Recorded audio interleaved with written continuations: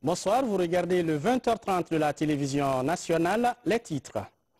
Le gouvernement et l'Union européenne en concertation signent d'une bonne coopération. La session porte sur des sujets d'actualité, immigration, consolidation des acquis démocratiques. Tout est passé en revue et nous en parlerons dès le début de ce journal.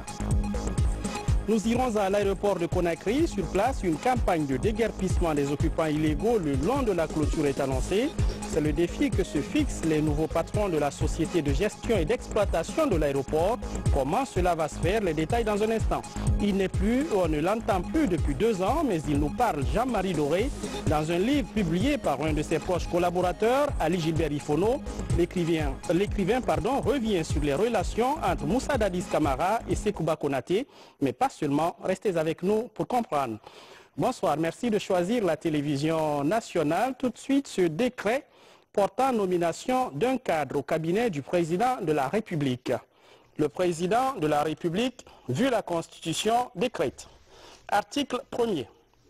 Monsieur Madi Kaba Camara, ministre conseiller à la présidence chargé des questions économiques et financières, est nommé ministre d'État, président du pôle économique de la présidence. Article 2. La dépense est imputable sur le budget de la présidence de la République. Article 3. Le présent décret qui prend effet à compter de sa date de signature sera enregistré et publié au journal officiel de la République. Conakry le 29 janvier 2019, professeur Alpha Condé. Et puis cet autre décret portant nomination d'un membre du conseil d'administration de la Lonagui SAU. Le président de la République, vu la Constitution, décrète. Article 1er.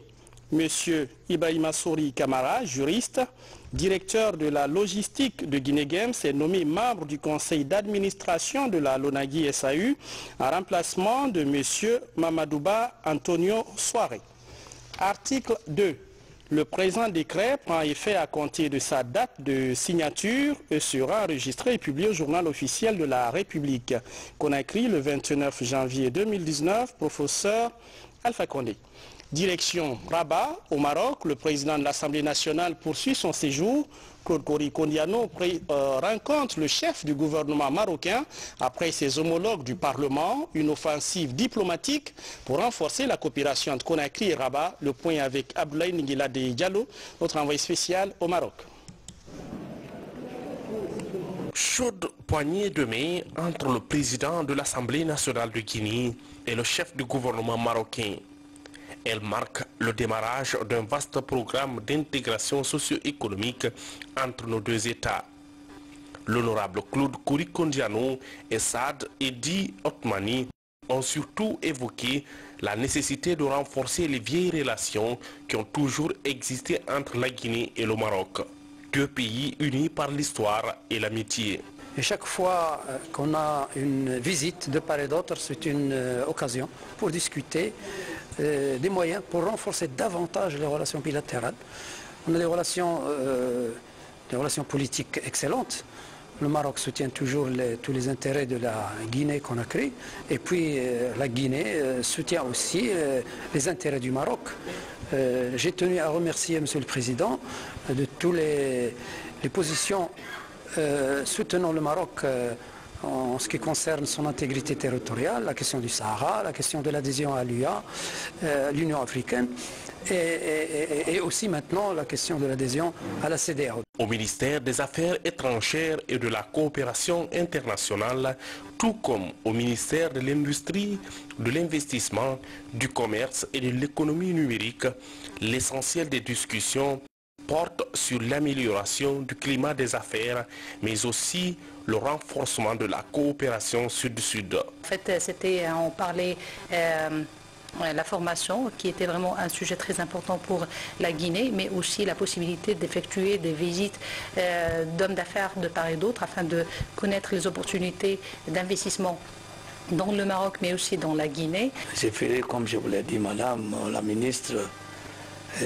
en sorte que nous puissions mieux suivre les différents dossiers que nous avons dans le cadre de notre coopération pour faire en sorte que dans certains domaines les choses avancent beaucoup plus qu'elles l'ont été jusqu'à présent. Bon, il n'y en a pas beaucoup, la plupart des dossiers, n'est-ce pas, connaissent un avancement satisfaisant. Pour le reste, à mon retour, je prendrai contact avec certains départements afin que le Parlement puisse mieux suivre pour les amener à progresser plus rapidement, aussi rapidement que les dossiers des autres départements qui avancent favorablement comme nous le souhaitons. Dans le domaine des échanges culturels, par exemple, on note des avancées significatives. Actuellement, plus de 1400 étudiants boursiers et non sont en formation dans des universités marocaines. Et récemment, plusieurs imams guinéens ont fait leur stage de formation pratique à l'Institut Mohamed VI de Rabat. Ce qui concentre l'attention ce soir, rencontre entre membres du gouvernement et délégués de l'Union européenne. C'est la 3e session du dialogue politique comme recommandé par l'article 3 de l'accord de Cotonou. Les travaux sont co-présidés par le chef du gouvernement et l'ambassadeur de l'Union européenne. De quoi il a été question? Élément de réponse dans ce compte rendu signé Adi Kamara, Ousmane Bangoura, Kabassouma. La promotion du dialogue politique porte la matrice de l'un des objectifs assignés au Premier ministre. En initiant donc cette 3e session, Dr Ibrahima Kassory Fofana ouvre les vannes et renoue avec le fil du dialogue en vue de renforcer la paix, la sécurité et la promotion d'un environnement politique stable et démocratique. Ce dialogue politique s'inscrit dans le cadre de l'article 8 de l'accord de Cotonou, lequel forme le socle des relations entre l'Union européenne, ses États membres et les pays d'Afrique, des Caraïbes et du Pacifique.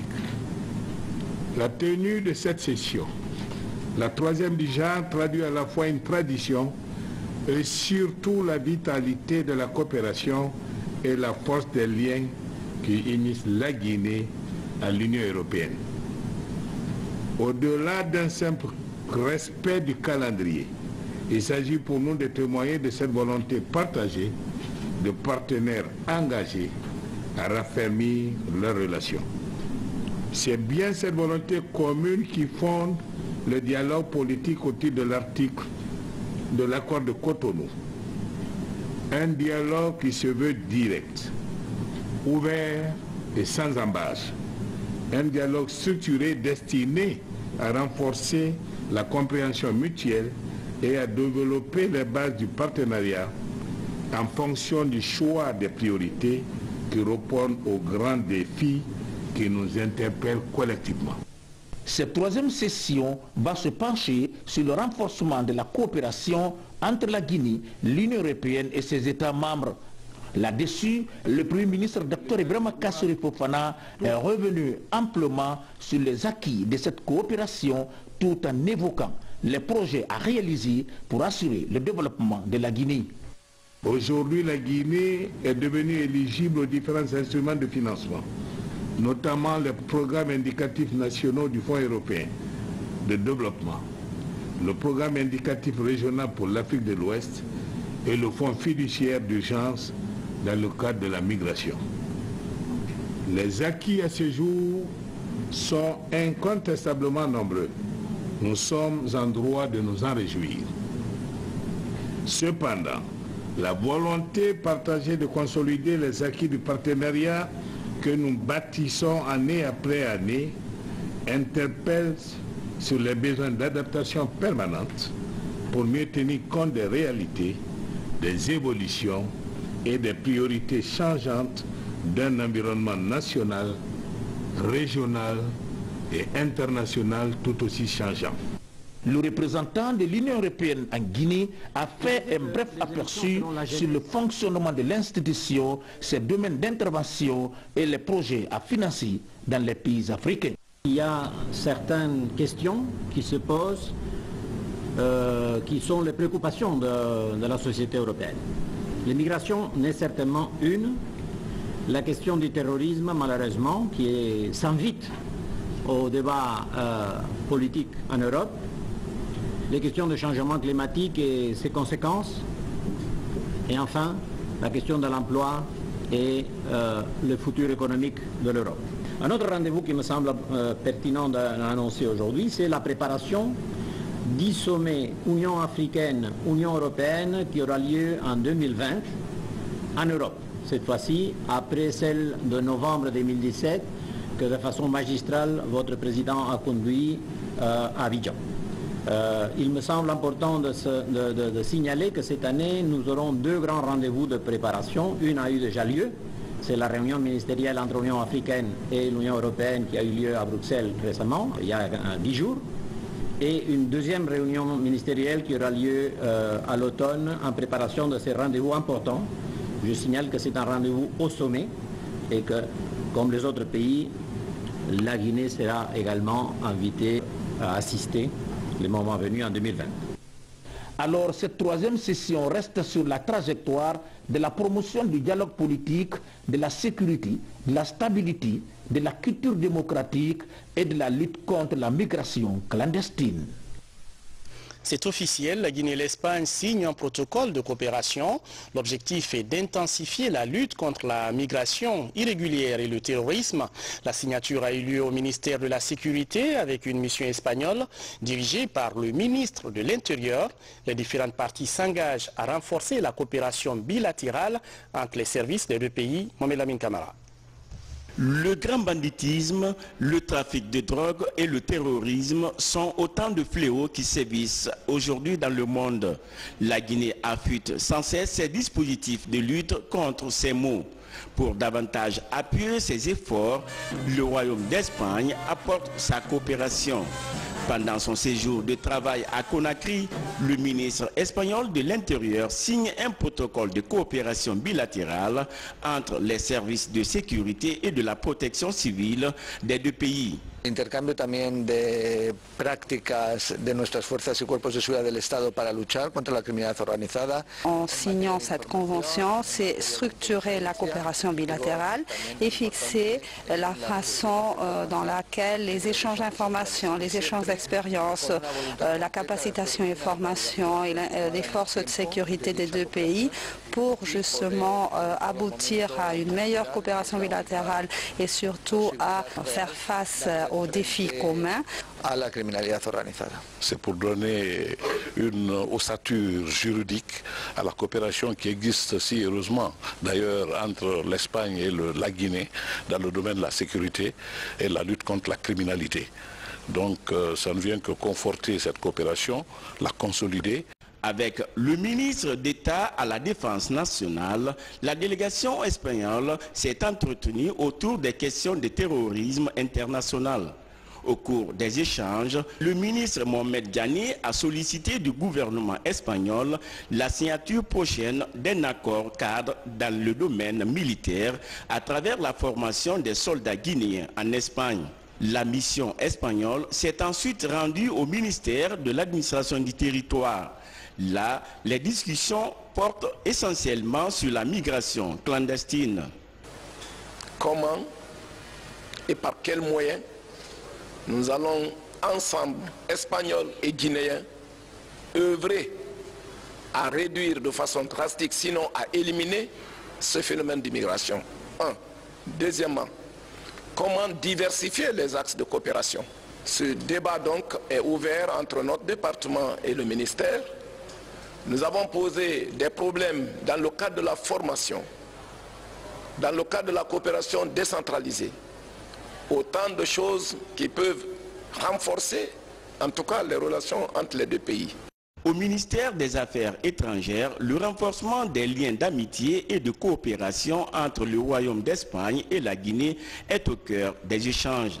Dans les prochains jours, une commission mixte sera mise en place entre les 2 pays pour le suivi de ce protocole d'accord et les propositions de coopération faites à Conakry. C'est un engagement du gouvernement, le respect du genre dans les instances de prise de décision du pays. À la CENI par exemple, le sujet est au centre d'une rencontre entre les responsables de la Commission électorale nationale indépendante et une délégation du système des Nations Unies. Les 2 partenaires veulent faire le point sur la situation dans les départements et démembrements de la CENI, mais aussi au niveau des listes électorales des partis politiques. Le point avec Saïdou Diallo. À peine installée, la nouvelle CENI a vu une délégation du système des Nations Unies frapper à sa porte ce mercredi. La visite s'inscrit dans le cadre d'une évaluation de l'apport qu'apportent les partenaires à l'organe de gestion électorale. Dans les échanges, en plus du besoin de formation pour la nouvelle équipe, la question du genre a été primordiale. Le non-respect par les partis politiques de la loi sur l'application du quota alloué aux femmes qui est fixé à 30% a été également abordé. Nous avons discuté de la possibilité de renforcer les équipes de la Commission, soit au niveau national, soit au niveau local en matière de formation. Bridge, vous la connaissez très bien, cette formation qui concerne les opérations électorales, avec un focus sur le genre et sur la participation des femmes et comment rendre le processus plus accessible aux femmes et sensible au genre. Les partenaires ont exprimé la volonté de voir des initiatives qui visent à mieux impliquer cette couche sur toute la chaîne électorale. Des projets d'appui pour la matérialisation de l'équité, tant au niveau de la formation que de la représentativité, figurent en bonne place dans l'agenda de ces partenaires. C'est courant depuis quelques semaines, délestage de courant électrique et d'eau dans les foyers de Conakry. La desserte est perturbée dans la capitale et la situation est prise au sérieux par le ministre de l'Énergie et de l'Hydraulique. Il s'est rendu sur le chantier énergétique de Yimbaya Tannery et les stations d'eau de Kobaya et Kakimbo en banlieue de Conakry pour comprendre ce qui coince et tenter d'apporter des solutions urgentes à ces perturbations. Les explications avec Nabi Kamara. Première étape de cette tournée du ministre de l'Énergie et de l'Hydraulique, Yimbaya Tannery. Ici, une centrale thermique de 50 MW est en construction. Le projet est financé par le gouvernement guinéen pour combler le déficit d'énergie électrique à Conakry. Une telle centrale n'existe pas encore en Afrique de l'Ouest. Non seulement la nuisance due au bruit est résolue, la nuisance due à la pollution aux fruits est résolue par rapport aux populations environnementales parce que la tour d'échappement va être à une hauteur de plus près de 35 mètres et le point de dégagement sera vers l'océan Atlantique, ce qui sécurise davantage ces populations. Donc le souci principal du président de la République est résolu. Après Yimbaya Tannery, Dr Cheikh Talibi Silla s'est rendu à Kobaya. C'est une station d'eau de 12 forages. La production journalière est de 8000 mètres cubes d'eau. Cette station alimente les zones basses de Lambanyi, les réservoirs de Yimbaya et les quartiers en hauteur de la capitale. La visite du terrain du ministre de l'Énergie et de l'Hydraulique a pris fin à Kakimbo. Conçue pour renforcer la production de Yesoulou, cette station d'eau potable ne tourne plus à plein temps. Malgré le nombre de forages qui a augmenté, la production reste donc statique.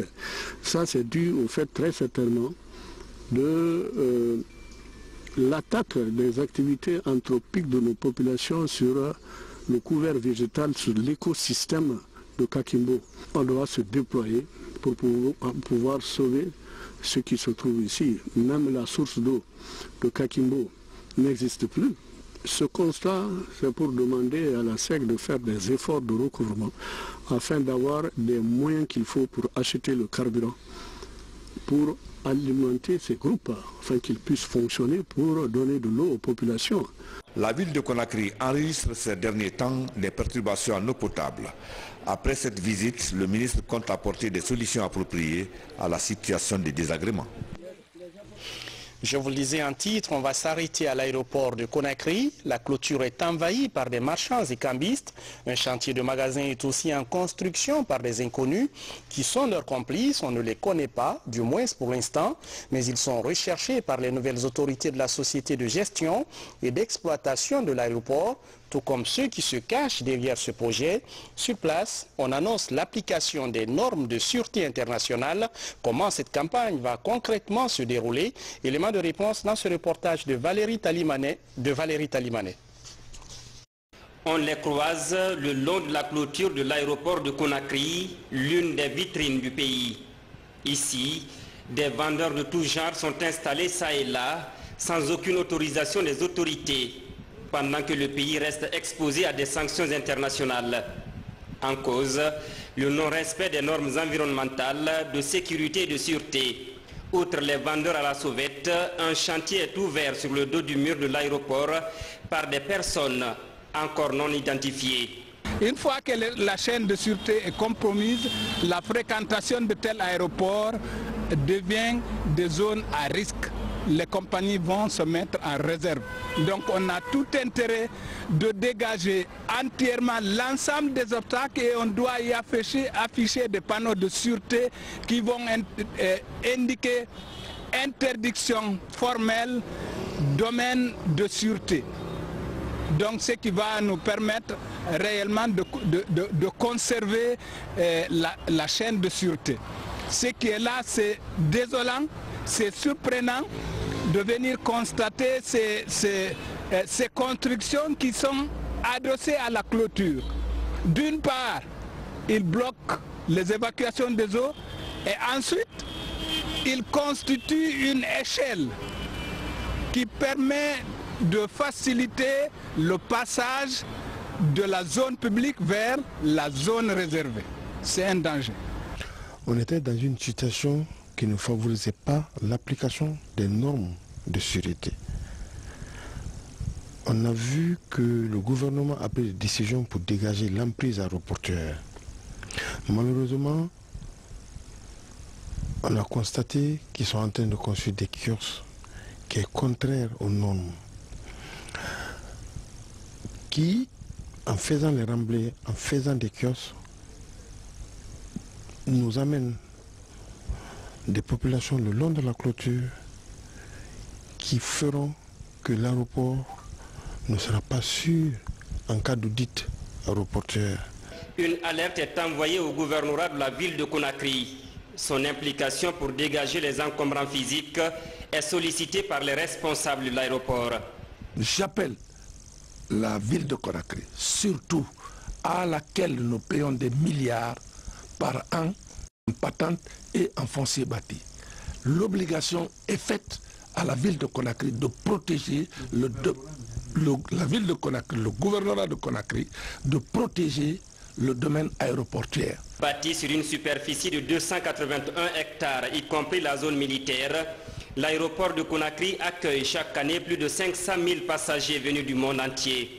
Pour accroître ce taux de fréquentation, la conformité aux exigences de l'Organisation de l'aviation civile internationale est de mise.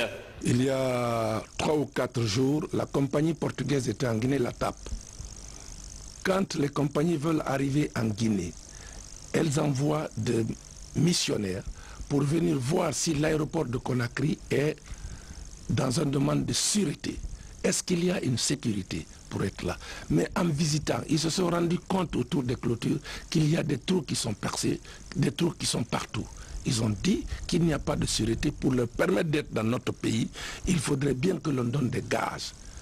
Et à l'atterrissage et au décollage, le temps qu'ils mettent dans le domaine aéroportuaire doit être un temps de sûreté pour eux. Dans les prochains jours, le sujet va réunir les ministères des Transports, de l'aménagement du territoire, le gouverneur de Conakry et la SOGIAC. Une réunion de crise pour trouver une solution durable à cette situation qui perdure.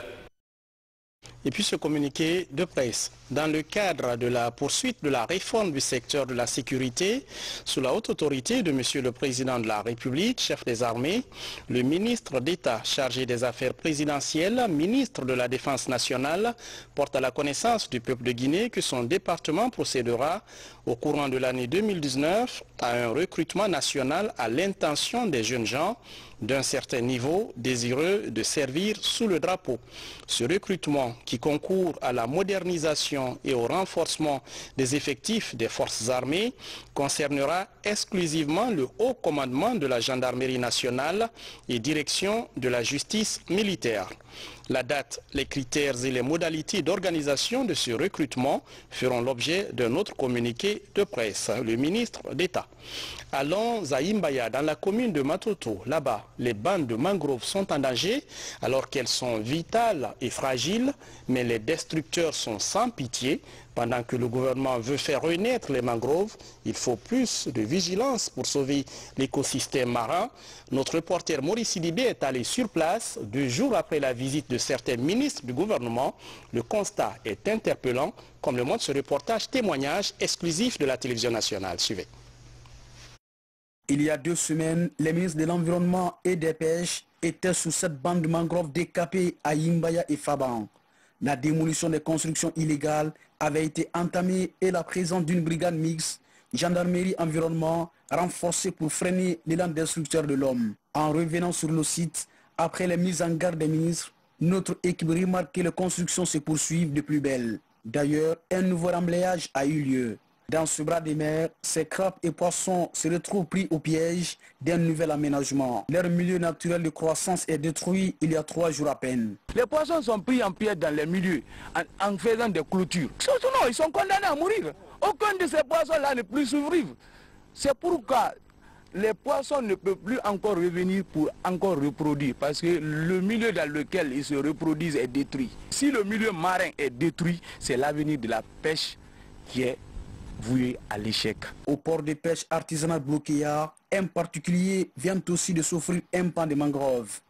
Les pêcheurs artisans sont priés de libérer un espace déjà rétréci par une clôture. Le ministre de l'Environnement a dit que le lendemain les machines vont venir. Les machines ne sont pas venues. Donc les gens ont cru que c'est des feuilles de paille. L'air est grave parce que la sous-région, les espèces sont partagées. Si on ne se regarde pas chez nous, ça va jouer, ça va forcément se répéter dans les autres pays. Donc il faut qu'on puisse sauvegarder ces produits halieutiques. Le président bientôt va donner sa embarcation aux jeunes pêcheurs artisans. Mais si ces embarcations sont données, il n'y a pas de poissons. Il faut qu'on applique la loi. Au port de pêche Kinsi de Imbaya, la présence de ces villas luxueuses fait oublier l'existence d'une mangrove. Les nombreux marquages rouges faits par les services compétents sont allègrement ignorés en dépit de la présence des brigades. Cette occupation de la mangrove est-elle conforme à la vision d'urbanisation de Conakry? C'est la question du moment. Direction gouvernorat de Conakry où s'est tenue une rencontre entre la commission de recouvrement des taxes immobilières et les conseillers communaux de la capitale. L'objectif est d'expliquer aux élus les nouvelles réformes engagées par le gouvernement dans la mobilisation des recettes fiscales. Moussa Bangoura. Comment recouvrer les taxes immobilières au niveau de la ville de Conakry? Le ministre conseiller à la présidence chargé de la décentralisation, cadre de la Direction nationale des impôts et le président du conseil de ville échangent avec les maires et conseillers municipaux. Assainir le fichier immobilier de la capitale et contribuer au développement des collectivités est le grand enjeu. Avec cet assainissement, tous les bâtiments vont être identifiés, géolocalisés et bien évalués. Après cette évaluation, les avis d'imposition vont être distribués et les recettes de façon sécurisée vont être payées. Ce paiement se fera par le biais de la Banque centrale pour les montants supérieurs à 10 millions et inférieurs à 10 millions, c'est Orange Money, versement électronique avec les transferts immédiats des fonds à la Banque centrale. C'est un impôt qui existe, mais qui malheureusement souffrait beaucoup. Généralement, les gens n'avaient pas confiance. On vous dit de payer quelque chose, vous dites non, c'est moi qui ai construit cette maison, pourquoi je dois payer l'impôt? C'est comme ça que les gens réagissent. Or, la loi vous oblige à payer quelque chose. Et c'est pour payer cela que nous avons accepté cette réforme, surtout que cette fois-ci, les collectivités vont avoir directement ce dont ils ont droit. Cette nouvelle réforme améliore la récupération de la contribution foncière unique CFU. Elle est saluée par l'administration décentralisée. C'est une bonne réforme, nous y adhérons. Tout ce que nous demandons, c'est qu'on prenne en compte l'implication forte des communes au moment de l'élaboration. Si ça s'est fait, je pense que nous avons assez bien compris, l'exposé était clair et net, c'est la sauvegarde de la CFU et toutes les autres taxes. Mais ce qu'on demande, c'est que pour bien rendre, il faut être impliqué. C'est une très belle réforme, mais nous, à notre côté, au niveau des collectivités, tout le problème se situe aujourd'hui au niveau de la rétrocession. Quelle garantie le gouvernement peut accorder, peut donner aux communes pour que effectivement l'argent qui sera récolté pour le compte des communes arrive à temps et au bon moment dans les comptes de ces collectivités. Parce que nous voyons aujourd'hui dans pas mal de régies de l'État, je parle des impôts, je parle d'autres régies, où la rétrocession pose beaucoup de problèmes. Les opérations d'immatriculation des bâtiments ont commencé dans les communes de Kaloum, Dixine et Matam. Après le recensement, le contrôle de l'opération sera numérisé pour limiter les déperditions des fonds collectés. Je vous amène à l'Abbé, à l'intérieur du pays. Là-bas, et vous allez le voir, la campagne d'insémination artificielle bovine est officiellement lancée. C'est la deuxième phase de cette initiative présidentielle et l'opération commence par la préparation sanitaire des vaches. C'est une étape importante du processus. Sur place, nos envoyés spéciaux Tcherno Maroufba, Mohamed Pati Kamara. Les images sont commentées par Tcherno Ousmane Diallo.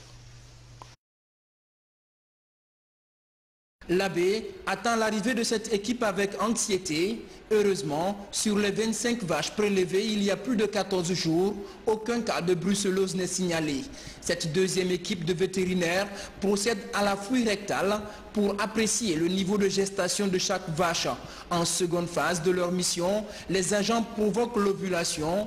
Durant 8 jours, l'animal est en chaleur, l'étape cruciale avant l'insémination. On fait tout ça avant l'insémination pour préparer les vaches, pour qu'il y ait une rentrée des vaches en chaleur en même temps et pour pouvoir regrouper les mises bas. Parce que s'il y a un regroupage des mises bas, on peut bien faire le suivi des mises bas et le suivi des veaux qui vont naître. Vraiment, moi je suis très satisfait. Nous pensons que ça va réussir. Hein. Nous remercions aussi le président de la République qui a initié ce programme-là. Je pense que ça va aider beaucoup, ça va contribuer au développement du pays, puisque le développement d'un pays, ça commence d'abord par l'élevage, après l'agriculture. L'insémination artificielle se passe sous le regard attentif des éleveurs. Ils reçoivent des conseils de la délégation du ministère de l'élevage. Au-delà de cette pose des spirales, divers vaccins sont injectés aux vaches, en plus des déparasitants et remontants. Nous avons vu un constat, c'est que le temps qui s'est écoulé entre l'identification des animaux ou alors l'identification des éleveurs et le temps de passage de cette équipe de pose des spirales, il s'est passé quand même quelques insuffisances dues au système d'élevage. Les animaux étant en divagation, le problème alimentaire se posant, il y a eu certaines femelles qui sont déjà en gestation, qui sont déjà gestantes, ce qui fait que certaines femelles identifiées préalablement n'ont pas pu être examinées, touchées cette fois-ci par rapport à la pose des spirales. À l'Abbé, sur un total prévu de 25 vaches, seules 14 sont qualifiées techniquement à supporter l'insémination artificielle. Pour être dans le temps requis du programme d'insémination, l'équipe poursuit son minutieux travail tard dans la soirée. La pose du dispositif médical spiral est très délicate. Il en sera ainsi pendant 15 jours pour ces vétérinaires attendus dans d'autres préfectures pilotes du pays. Et puis, réaction des citoyens de Conakry sur la conférence de presse de la ministre de l'Agriculture.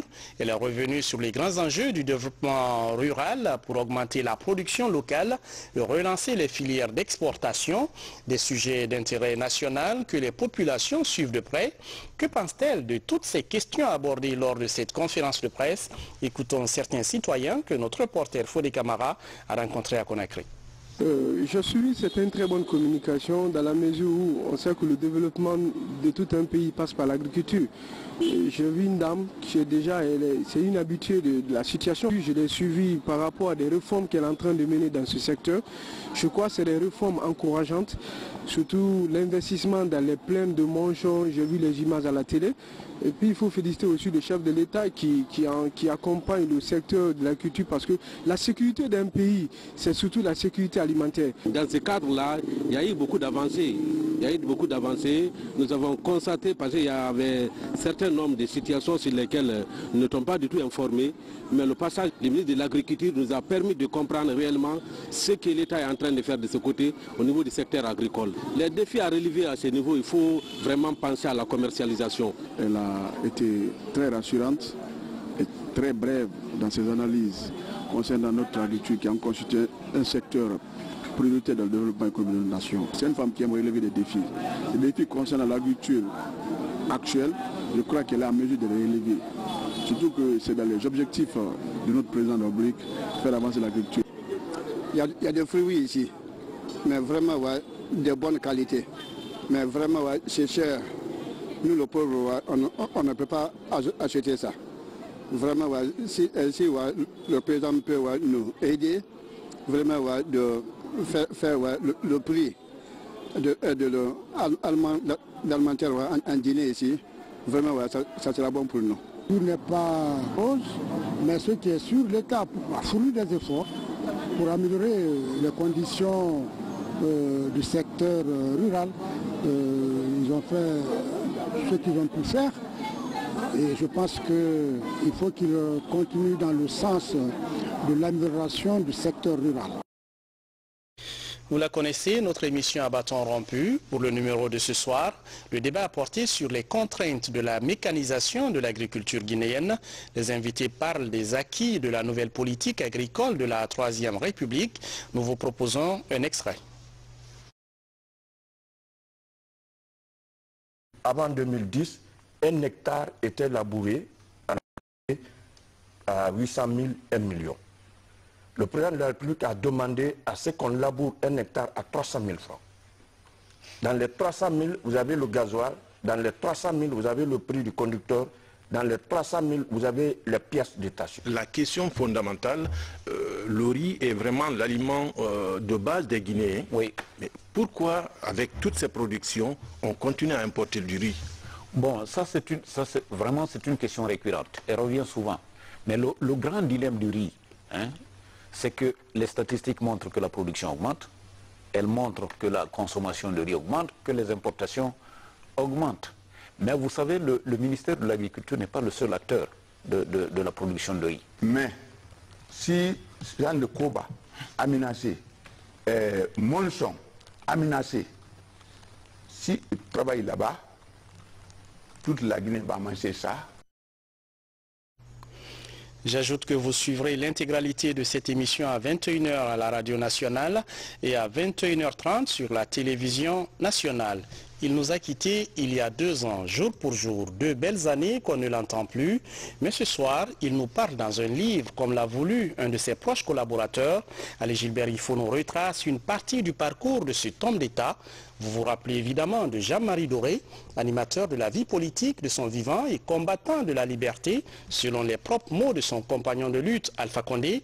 L'ouvrage publié par l'écrivain Ali Gilbert Ifono transcrit des prises de parole de cet ancien Premier ministre sur des sujets d'intérêt national, comme le bras de fer entre pouvoir et opposition, le drame de la plage de Taouia ou encore les relations entre Moussa Dadis Camara et Sekouba Konaté.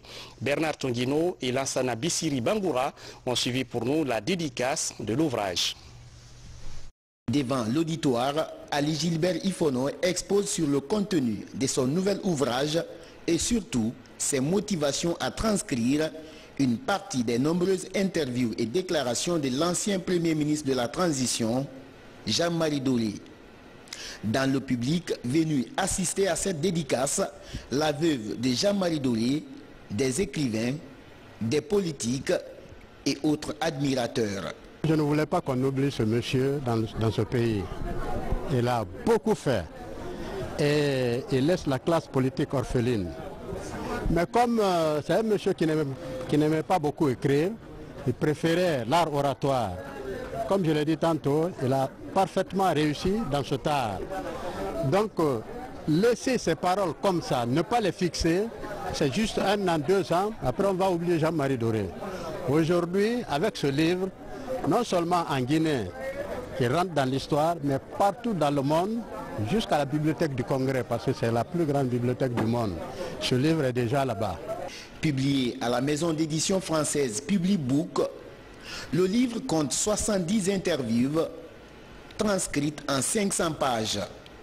Un document qui attire à la fois pour la renommée de son auteur et la popularité de son personnage central. Jean-Marie Doré, c'est quelqu'un qui parlait excessivement bien et j'aime son art oratoire, et quand je vois que ce sont les recueils des grandes interviews de Jean-Marie Doré qui sont dans un livre, moi ça m'excite. Deuxièmement, je sais que M. Ali Gilbert Ifono, docteur, c'est un grand écrivain mais aussi un grand historien. Donc j'ai confiance en sa plume et tout ce qu'il écrit, je sais que c'est de la vérité et il fait excessivement bien son travail. La cérémonie est ponctuée d'une série de témoignages des parents et anciens collaborateurs de l'homme politique. Sur toutes les lèvres, une seule expression: Jean-Marie Doré était d'une richesse intellectuelle. Ça fait vraiment plaisir pour quelqu'un qui l'a côtoyé comme nous de le lire encore dans un ouvrage. Cet ouvrage représente pour moi vraiment un bijou pour cette nation. Jean-Marie a dit qu'il parlait, mais il a dit qu'il parlait beaucoup, mais qu'il ne conservait aucun bout de papier.